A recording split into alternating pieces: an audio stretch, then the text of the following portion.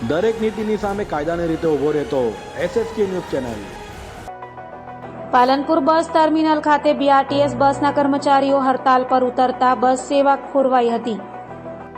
સુરત મહાનગરપાલિકા સંચાલિત BRTS બસના કર્મચારીઓ હડતાલ પર ઉતર્યા હતા। પાલનપુર બસ ટર્મિનલ ખાતે કર્મચારીઓએ હડતાલ પાડી હતી। પગાર મુદ્દે હડતાલ પાડનાર કર્મચારીઓએ કહ્યું હતું કે 22,500 પગાર નક્કી કરાયું છે, જેની સામે 15,600 પગાર અપાતો હોવાનો આક્ષેપ કર્યો હતો। લાયસન્સ વગર ડ્રાઈવરો બસ કાઢવામાં આવી રહ્યાના આક્ષેપો પણ કરાયા હતા। સર, અમે 1.5 મહિનાથી હું અહીંયા નોકરી કરું છું, બરાબર। અમને 22,500 મીન્સ કે 26 દિવસના, એટલે અમારે 865 રૂપિયા લેખે હાજરી થાય છે, બરાબર છે।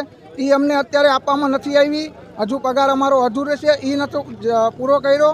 પ્લસ અમારી માંગણી એ જ છે કે અમને 865 રૂપિયા હાજરી આપે। એ લોકોએ અમને એમ કીધું છે કે અમે 600 રૂપિયા ભરી દેશું। અમે એ સંતોષકારક નથી।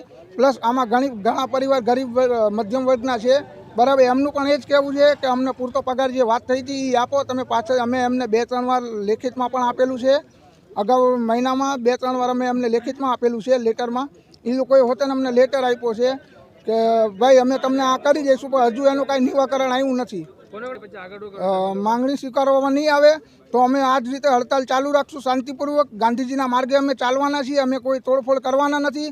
અમારી સરકારને એક જ નિવેદન છે કે અમને જે કીધેલું એ અમારી માંગણી પૂરી કરે અને અમારું જે છે એ અમને પૂરું કરે। ને જે ડ્રાઈવર છે અત્યારે જે ગાડીઓ 2-3 નીકળી છે એ ડ્રાઈવરો બહારથી લાવેલા છે, એમનું આધાર કાર્ડ કાંઈ લિંક નથી, એમની પાસે અમુક પાસે લાઇસન્સ પણ નથી, બરાબર। એ લોકોએ ગાડી જબરદસ્તી એ લોકો પાસે કઢાવી છે। ને અત્યારે હાલમાં પણ અમારા જે ગ્રુપના ડ્રાઈવરો છે એમની પાસે અત્યારે એ લોકો દબાણ કરે છે, ધમકી આપે છે, દબાણ કરે છે। અત્યારે અમને એમ કીધું કે તમે બધા ડેપોને બહાર વ્યા જાઓ, એટલે એના કારણે અમે બહાર આવી ગયેલા છીએ અત્યારે।